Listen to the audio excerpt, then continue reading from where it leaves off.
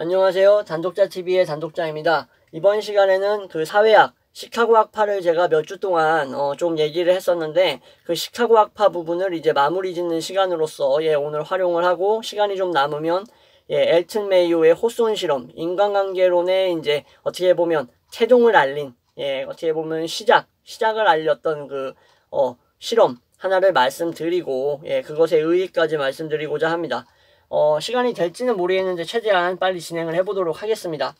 그 로버트 파크 같은 경우에는 이제 미국인이었고 이제 펜실베니아주에서 출생을 합니다. 그리고 나서는 이제 대학을 다니고 대학 졸업 후에 대학을 이제 졸업한 다음에 신문기자 활동을 해요. 신문기자 활동을 하다가 그러다가 이제 하버드 유니버시티에 이제 입학을 합니다.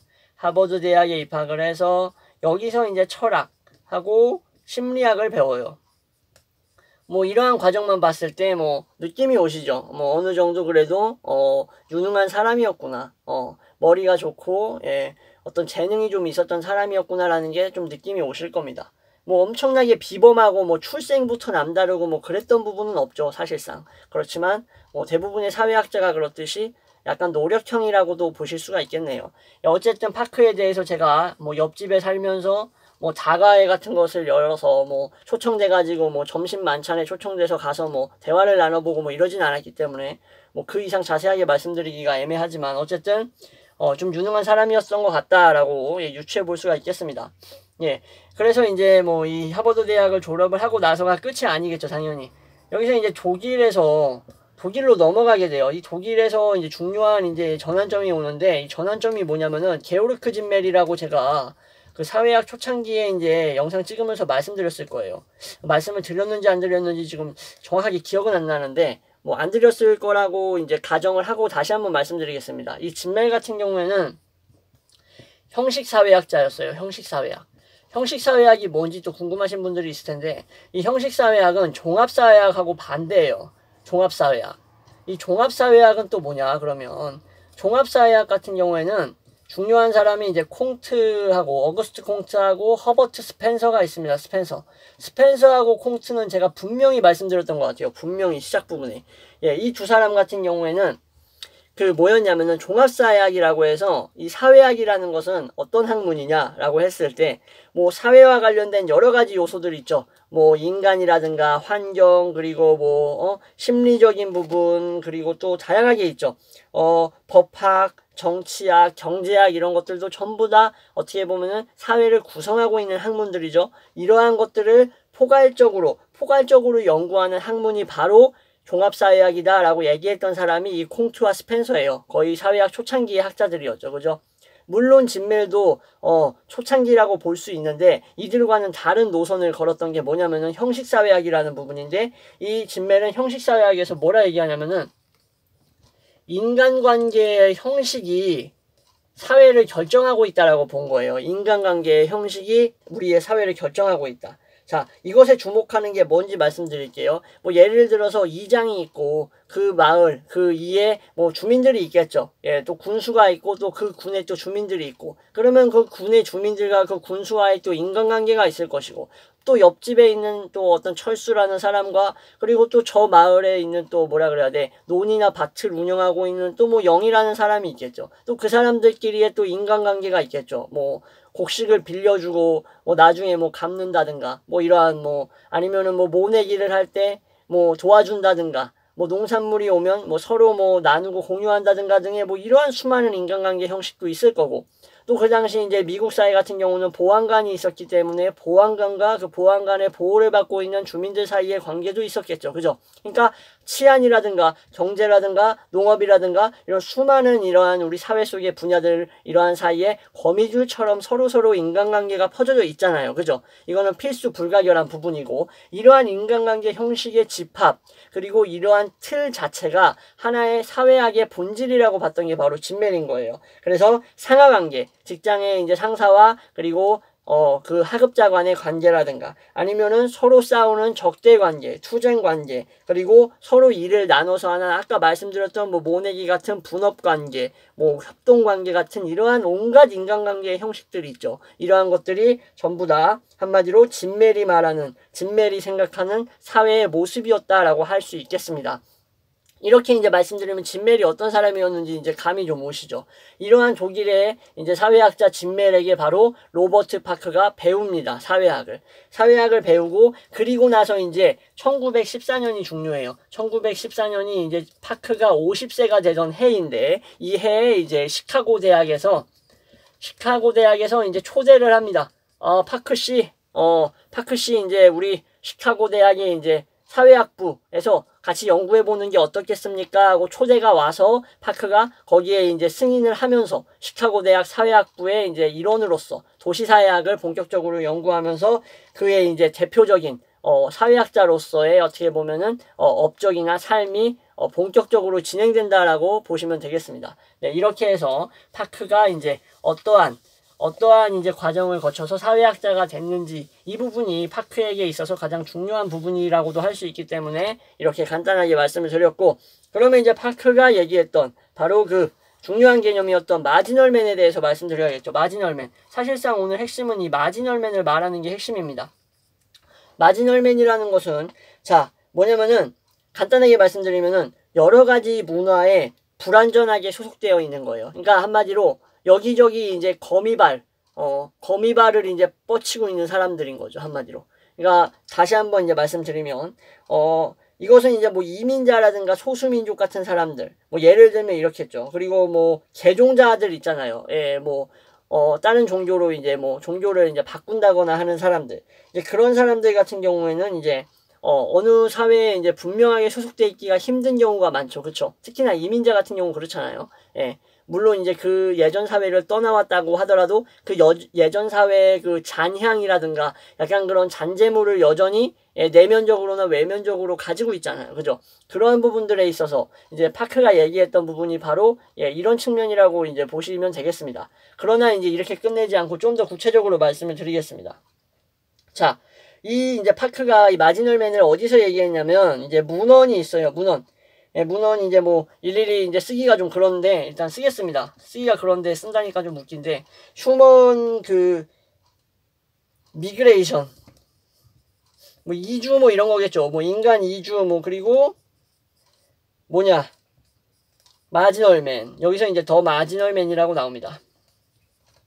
그러니까 뭐 인간이 이제 이주하고 내가 살던 지역을 떠나오고, 그리고 나서 이제 새로운 터전에서 이제 살아가면서 이제 마지널맨이 돼가는 이제 과정 같은 것들을 얘기하는 제목 같은데, 정확히는 뭐 저도 이 논문을 완독하진 않았으니까 어떻게 확답을 못 드리겠지만, 어쨌든 이런 식의 이제 문헌이 있어요. 파크가 썼던 이런 문헌에서 나오는 개념이라고 이제 알고 계시면 되겠습니다. 자, 몇 가지의 이제 문화가 있죠. 우리가 살아가는 사회는. 몇 가지가 아니라 수십 가지, 수백 가지, 수만 가지가 있을 수가 있겠죠. 그쵸? 이러한 여러 문화권 속에서 이제 어느 문화에도 완전하게 속하지 못하는 사람. 예를 들어서 상류층 문화권이 있겠죠. 그리고 뭐 예를 들어서 뭐 할렘 문화권이 있겠죠. 뭐 흑인들의 문화, 뭐 가난한 사람들, 뭐 저소득층의 문화권이 있을 거고, 그죠? 그리고 또 히스패닉, 뭐 라틴, 히스패닉 이런 사람들도 있겠고, 또 히피 문화도 있겠죠. 히피. 그 당시 미국 사회에 여전히 문제가 되고 지금도 약간 남아있는 히피 이러한 문화들, 그죠? 그리고 또 제가 말씀드렸던 할렘 흑인, 아프리카 아메리칸, 흑인이라고 보통 안 하고 아프리카 아메리칸이라고 하는데, 저 한글말로 써야 되니까 흑인이라고 하겠습니다. 이 흑인 문화권, 이렇게 수많은 문화권들이 있죠. 하나의 미국 사회만 놓고 봐도 이렇게 많은 문화권들이 있어요. 이거 이외에도 뭐 등등등이겠죠. 그죠? 등등등. 근데 이 어디에도 속하지 않는 사람들이 파크가 봤을 때는 존재한다라고 봤던 거예요. 이런 사람들을 바로 마지널맨이라고 할 수 있습니다. 그러니까 어디에도 속하지 않는 거예요. 그러니까 자신에게 이제 정체성을 부여해 줄 만한 그러한 문화를 찾지 못하고 실제로 그런 문화 속에 동화되려고 하더라도 쉽게 동화가 안 되는 사람. 그러니까 뭐 이런 식으로 설명하면은 뭐 이거 아웃사이더 아니냐고 말씀을 하실 수도 있는데, 뭐 엄밀히 말하면 맞는 말이고, 엄밀히 말해서 또 자세하게 또 말씀드리면 또 정확하게는 또 아니라고도 말씀드릴 수가 있는데, 아웃사이더 개념보다는 확실히 좀 더 거시적이라고 봐야 되나? 그냥 그런 느낌이라고 보시면 될 것 같아요. 제가 생각했을 때 이런 아웃사이더 개념은 뭔가 좀 한정되어 있다라는 느낌을 많이 받는 것 같아요. 뭐라 그럴까? 이거 참 말로 표현하기 어렵네. 이거 어떤 식으로 한정되어 있다라고. 어쨌든 그냥 그런 관념적으로 봤을 때 저는 이 아웃사이더라는 개념이 그렇게 뭐 거시적이고 넓은 개념이라고 생각을 안 하기 때문에, 예, 여러분들은 다르실 수도 있겠지만, 어쨌든 저는 마지널맨이랑 같다라고 보기가 조금 애매한 것 같아요.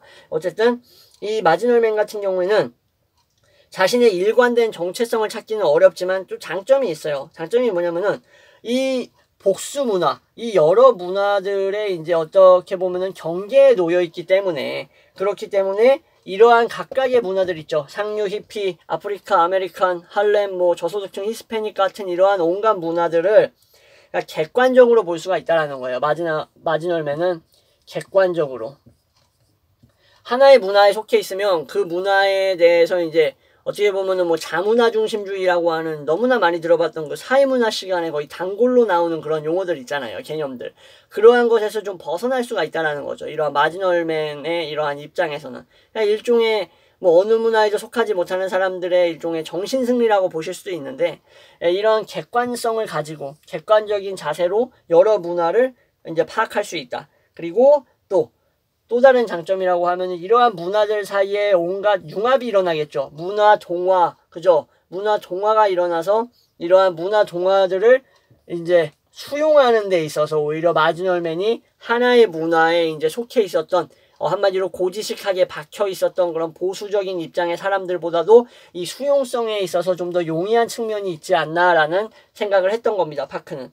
그러니까 다양한 문화를 융합하고 문화를 이제 동화시키고 또 이렇게 병존하고 하는 이 온갖 문화적 과정에 있어서, 예, 문화의 융합을 통한 새로운 예술이라든가 예술 아니면은 새로움, 예, 뭐 문화 같은 것들을 재생산해내는 일종의 이러한 것들이 일어날 수가 있다라는 거죠. 파크가 봤을 때, 예, 이러한 문화들의 이제 융합을 통해서 한마디로. 자, 그래서 이제 파크는 또 이렇게 얘기를 해요. 이런 마지널맨 중에서는 문화적으로나 경제적으로 큰 성공을 거둔 사람이 많다라고 얘기를 합니다. 왜 그러냐면 이러한 각각 문화가 가지고 있는 장점과 단점들을 한마디로 이 마지널맨은 골고루 수용하고 있다라는 게 되거든요. 그죠? 이런 것들의 장단점을 잘 파악을 하고 있는 사람이기 때문에 오히려 이러한 문화마다 적용될 수 있는 특수성, 그러한 특수성에 대해서 맞춤형 전략을 짤 수가 있는 거예요. 경제인으로 봤을 때. 예, 어떤 느낌인지 아시겠죠? 뭐 이런 경제 쪽에 근무하고 계신 분들은 확실히 와닿으실 거라고 생각을 하는데, 상류층만에게 적용되는 경제 논리를 적용을 할 수도 있는 거고, 그죠? 아프리카 아메리칸들이 원하는 어떤 평등성, 형평성의 개념, 동등성에 대한 이러한 부분을 또 경제적 가치로 환산을 해서 적용을 하게 되면 이들에게 있어서 또 수익을 낼 수 있는 거죠. 예, 마지널맨 입장에서는. 네, 그리고 저소득층에 대한 어떤 복지라든가 재분배에 관련돼서 또 이렇게 경제적인 부분에 있어서 접근을 하게 되면 마지널맨은 이러한 상류층, 아프리카, 아메리칸, 그리고 저소득층의 이러한 그들이 요구하는 이러한 사항들을 이제 도출해 내므로써 시너지를 낼 수 있는 거죠. 각각 부분에서 어떤 이윤 창출이라든가 아니면 이러한 융합적인 효과로서 시너지 극대화가 일어난다. 예, 이렇게 말씀드릴 수가 있겠네요. 그래서 파크는 마지널맨 중에서는 문화적으로나 경제적으로나 성공한 사람이 많다라고 봤던 거예요. 이 상류층의 문화, 그리고 이 저소득층의 문화, 이 두 문화에 있어서 두 문화가 요구하는 부분을 동시에 만족시킬 수 있는 새로운 문화의 탄생이라든가 이러한 것들이 이제 예술로서 나타나 버리면, 음악이라든가 그림으로서 나타나 버리면 만인에게 사랑받겠죠. 그쵸? 예. 이런 분들뿐만 아니라 이런 분들, 그리고 또 다른 분들도 사랑하게 되겠죠. 그러한 문화를. 이러한 식으로 이제 성공을 하게 된다라고 봤던 겁니다. 예, 파크는 이렇게 생각을 했던 거예요. 그러니까 마지널맨이라고 해서 무조건 제가 아까 말씀드렸다시피 그냥 뭐 막상 아웃사이더다. 예, 이렇게 보기는 좀 어렵고 좀 더 넓은 개념이라고 말씀드렸던 이유가 바로 이런 부분입니다. 예, 다시 말씀드리지만 모르겠어요. 아웃사이더라는 개념, 이방인이라고 말을 할 수 있겠는데 이방인은 아닌 것 같고, 예, 하여튼 뭐 이 마지널맨에 대해서는 제가 휴먼 미그레이션 앤 디 마지널맨, 더 마지널맨 이 부분에 이제 논문이나 문헌을 좀 읽어보면 좀 더 구체화할 수 있지 않을까, 이 개념에 대해서. 좀 더 아웃사이더와 마지널맨이 어떠한 차이가 있는지에 대해서 여러분들께 좀 좀 더 명확하게 설명을 할 수 있지 않았을까 하는 아쉬움도 있네요. 예, 그 부분에 있어서는. 예, 어쨌든 이제 이렇게 말씀을 드리고, 약간 시간이 좀 남았기 때문에, 뭐 제가 뭐 보통 이제 이 러닝 타임을 잡을 때 한 30분 이내로 잡는 것 같은데, 예, 시간이 좀 남아서 다시 이제 다른 부분도 말씀드리겠습니다. 아까 말씀드리기로 했었던 예, 엘튼 메이오의 이제 인간관계론의 이제 시작을 알렸다라고 말씀드렸던 이 호손 실험 말씀드렸죠. 호손 실험. 이 호손 실험에 대해서 이제 간단하게 말씀을 드리겠습니다. 이 호손 실험 같은 경우에는 1930년대에 이제 그 인간관계론이라는 이제 이 행정학의 이제 어떤 그런 뭐라 그래야 되지 이거를 하나의 그 연구 방식이라고 보시면 돼요. 예, 이거를 이제 분명하게 이제 이해할 수 있기 위해서 이제 과학적 관리론이라고 할 수 있는 이 당시에 이제 테일러라는 이제 학자라든가 우리에게 너무나 유명하고 잘 알려진 포드 아시죠? 포드 대량 생산 시스템 컨베이어 벨트가 이제 포드가 이제 어떻게 보면은 이제 창안해냈던 그런 거죠. 어떤 건지 아시죠? 컨베이어 벨트 뭐 이렇게 돌아가면서 이게 인간들 서 있어가지고 이제 이 자동으로 이제 돌아가는 컨베이어 벨트에서 각각 부품을 조립하는 거죠. 해당 부분을. 문짝 조립하는 사람은 문짝 조립하고, 뭐 백밀러 껴넣는 사람은 백밀러 껴넣고, 뭐 사이드 뭐 이런 거 껴넣는 사람은 또 사이드를 껴넣는 식으로 자동차 공장에서 주로 이제 포드가 이 방법을 이제 도입을 했던 건데, 이러한 이제 1910년대에서 이제 이 30년이 되기 전에 이 당시에는 이제 과학적 관리론의 이제 시기였어요. 과학적 관리론. 과학적 관리론은 뭐냐면은 인간이라는 것을 그냥 경제인 한마디로 합리적으로 그냥 이윤을 추구하는 그런 존재로만 생각을 했던 거예요. 그래서 인간을 약간 도구시했다라고 보는 비판이 많았어요. 그러니까 한마디로 인간은 진짜 말 그대로 소위 우리가 요즘 많이 말하는 말이지만 예전에도 많이 있었던 그러한 개념인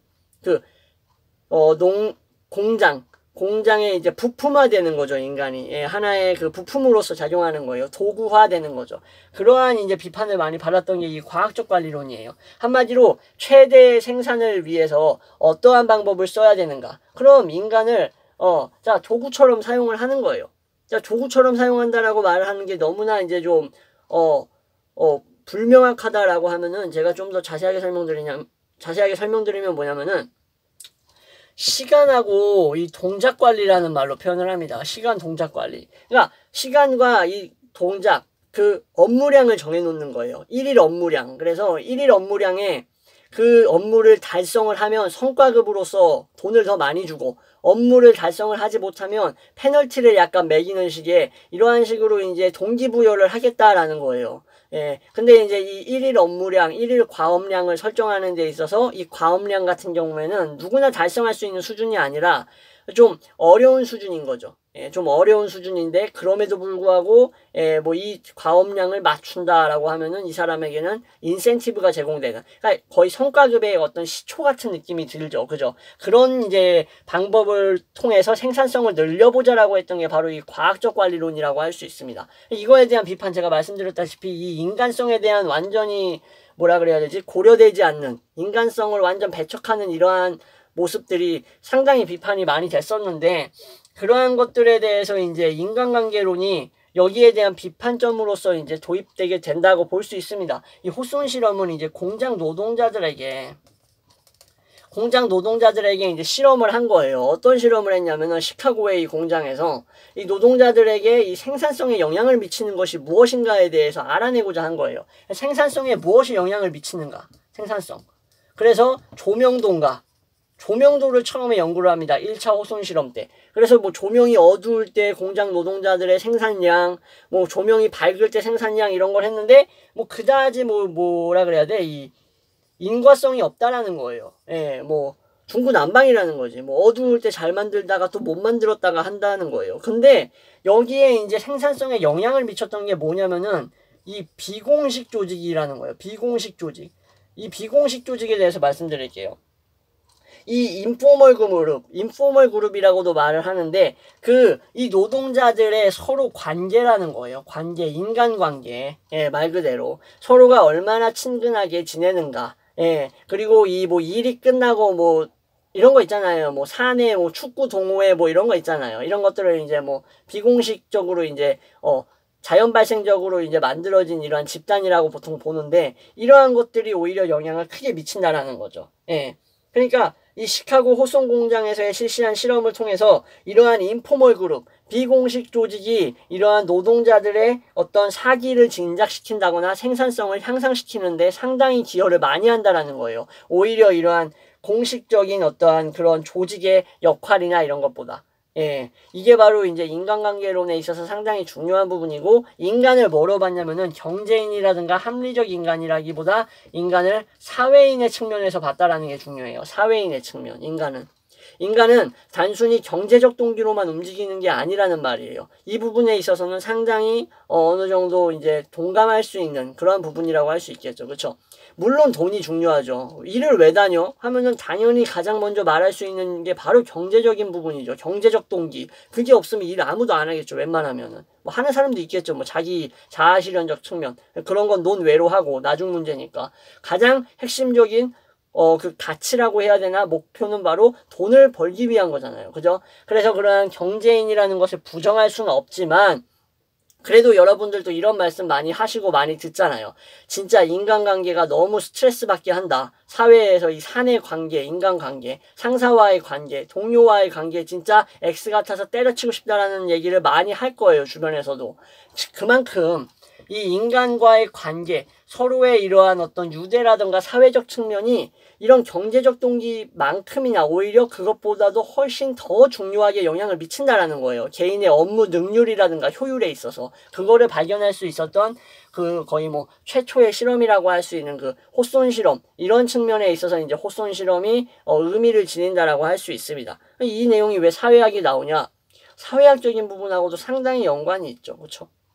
사회인이 왜 사회인인가? 인간의 이런 사회인의 측면이 어떤 식으로 경제성과 연관이 되는가에 대한 부분은 우리가 항상 생각하고, 특히나 기업을 운영하거나 이런 어떤 그런 일선 관료 입장에서 이제 시민들이나 고객들과 마주하고 있는 사람들이 항상 생각해야 될 부분이에요. 저 사람을 우리의 이제 경제적인 효과로서 이윤의 어떤 창출 시점에서 그것을 극대화시키기 위해서 우리의 고객으로서 이제 섭외하는, 포섭하는 과정에서 필요한 것이 뭐 서비스 많이 주고 뭐 돈 많이 뿌리고 뭐 혜택 이런 거 많이 주고 그런 것도 중요하지만, 그 고객과 나와의 그 유대감이라든가 사회적 관계를 올바르게 똑바로 형성해서 거기서에 나타나는 그런 어떤 일종의 그 친근감 같은 게 훨씬 중요하다라는 거죠. 예, 사실상 그것이 이윤 향상과 실질적 이익으로 환원된다. 한마디로 다시 다 돌아온다라고 볼 수 있는 게 바로 이러한 인간관계론의 시사점이라고 볼 수 있겠습니다.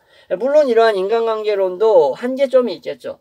너무 이제 경제적인 동기를 무시했다라는 이러한 아주 그냥 정석적인 비판이 자리 잡고 있어요. 예. 그러니까 이제 이 두 개를 이제 골고루 절충하는 방안이 이제 필요한 거겠죠. 경제인으로서의 인간과 사회인으로서의 인간, 이 두 종류의 인간이 기업이나 경제 활동이나 어떤 이제 이윤 창출을 하는 데 있어서 어떻게 조화가 되고 어떻게 배합이 되어야 최고의 시너지를 낼 것인가. 이것이 항상 고민하는 그 기업과 여러 이제 운영 정책을 담당하는 부분, 그러한 사람들이 항상 고민하는 부분이라고 생각합니다. 그러니까 뭐 이쯤에서 이제 소신 발언을 하나 하면은 좀 아무리 하찮은 일이고 아무리 별 볼 일 없는 직업이라고 사람들이 생각하는 일이라고 하더라도, 사회적으로 무시당하는 직업이라고 하더라도 무시를 하고 있는 것은 직업이 아니라 직업에 대한 인식이잖아요. 우리가 가지고 있는 그 직업에 대한 그 잘못된 인식, 직업에 귀천이 있다라는 생각 같은 것들, 그렇죠? 그러한 생각들에 따라서 결국 인간관계나 어떻게 보면은 그 자기의 부하 직원들을 다루는 데 있어서도 똑같이 적용되는 것 같아요. 안타깝게도. 물론 이게 정비례한다고 말씀드리긴 어렵지만, 이게 무슨 말이냐면은, 그러니까 뭐 이게 좀 반듯한 직장에 들어가고자 하는 이유가 뭘까 생각을 해보면, 어느 정도의 이제 고용에 있어서 그 이제 자신이 근무하는 것에 있어서의 안정성의 측면을 많이 들 거예요. 안정성, 그죠? 안정성. 왜 안정적인가? 뭐 임금 체불 같은 거는 존재할 수가 없다.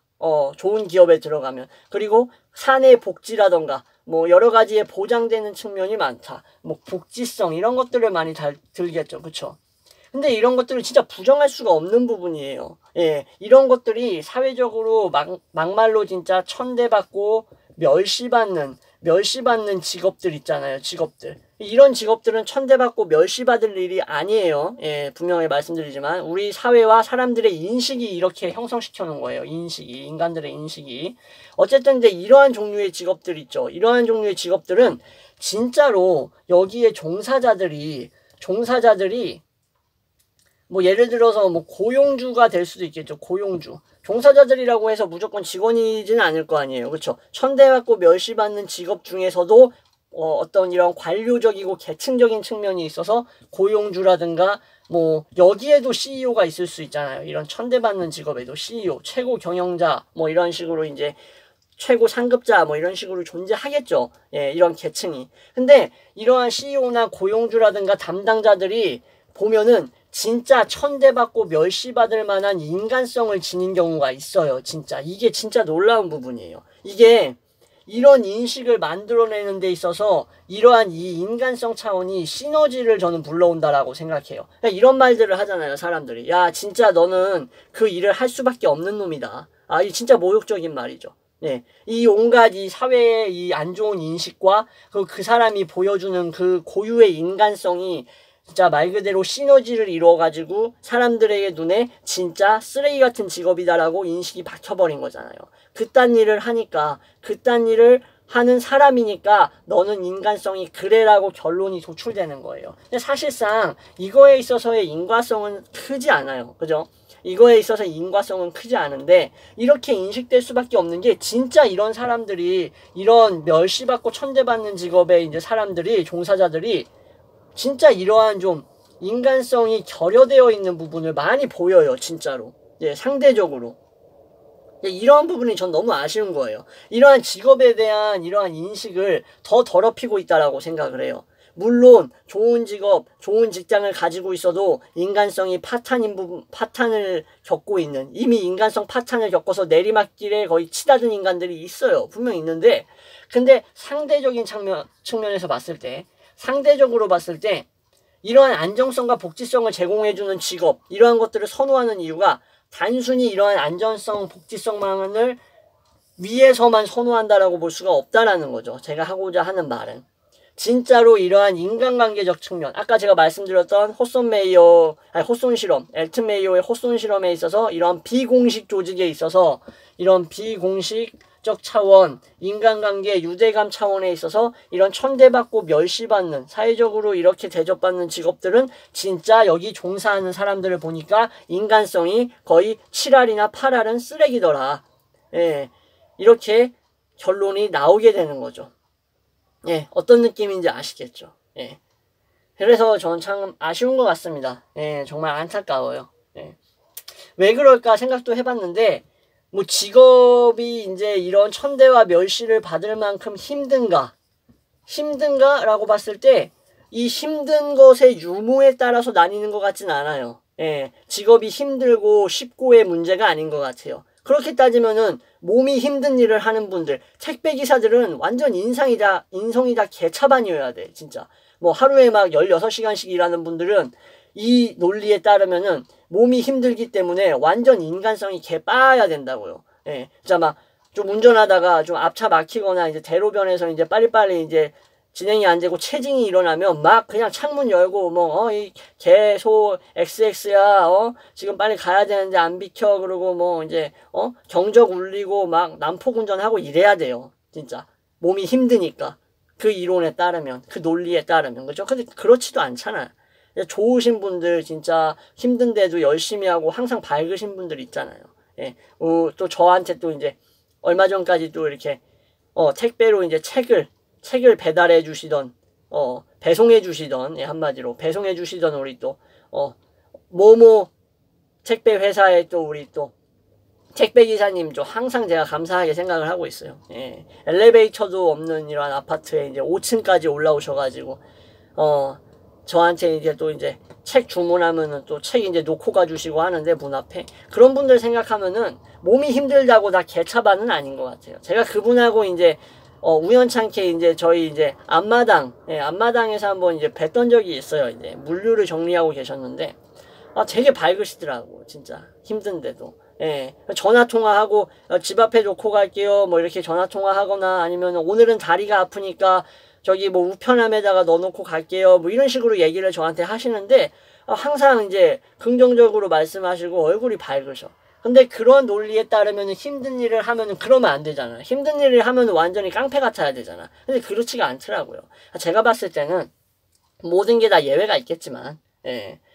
이러한 인식을 만든 것도 문제고, 예, 이러한 인식을 만들 수밖에 없게 만든 그러한 인간성도 문제가 있는 것 같아요. 개별적인 부분이지만. 그래서 제가 이제 마지막으로 정리하면서 말씀드리자면은, 인간관계론, 과학적 관리론에 대해서, 우리가 또 오늘날에도 상당히 많은 부분이 이제 시사하는 바가 크다라고 생각을 하고, 벌써 거의 100년 가까이 된 이론인데, 그럼에도 불구하고, 그리고 진짜, 이런 일에 종사하시는 분들 고생하시는 거 알고 힘든 거 알고 물론 저도 이런 일을 했었고 또 앞으로 할지도 모르겠지만 진짜 꼭 드리고 싶은 말씀은 이거예요. 이런 일을 한다고 해서 너는 이런 일을 할 수밖에 없는 인간성이구나. 넌 그런 일을 할 수밖에 없는 인간이구나라는 얘기를 들을 만한 그런 인간성을 가지지 않았으면 좋겠어요. 진짜 너무 안타깝습니다. 진짜. 그거는 철저하게 개인 문제라고 생각을 합니다. 예.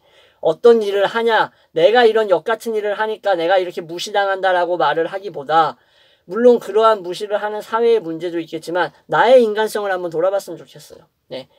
왜 이런 일을 한다고 개무시를 당하는가? 개무시를 당하게 만든 원인이 이런 일을 종사하는 사람들의 태도에 있진 않았을까라는 그러한 반성을 한번 해봅니다.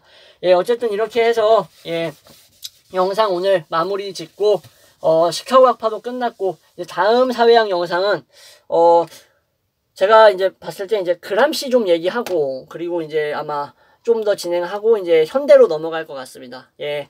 사회학 프로젝트 아직 끝난 거 아니니까 앞으로 또 많은 사랑 부탁드리고 계속해서 예, 시청해 주셨으면 좋겠습니다. 예. 감사합니다.